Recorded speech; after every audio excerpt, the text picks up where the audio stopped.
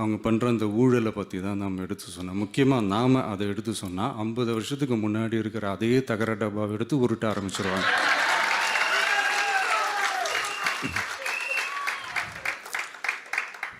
பவள விழா பாப்பாவுக்கு வேற என்ன தெரியும்?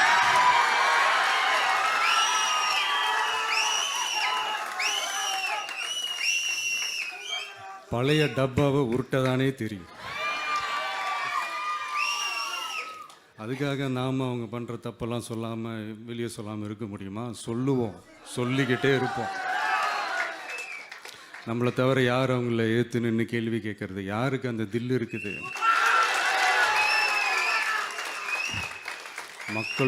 மக்களோட ஒரே பிரதிநிதி நாம மட்டும்தான்.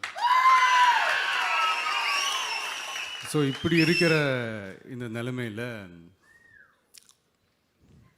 இன்னைக்கு இந்த டிஜிட்டல் உலகத்தில் திருவள்ளுவர் இருந்திருந்தாருன்னா இந்த தீய சக்தியை பற்றி என்ன திருக்குறள் எழுதியிருப்பாரு? ஒரு கற்பனையா, அநீதி, அராஜகம், தில்லுமுள்ளு இவையெல்லாம் திமுக முதற்றே உலகு.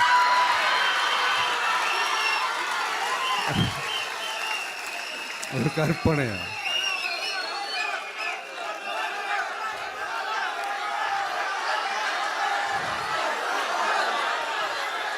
அநீதி, அராஜகம், தில்லுமுள்ளு இவையெல்லாம் திமுக முதற்றே உலகு.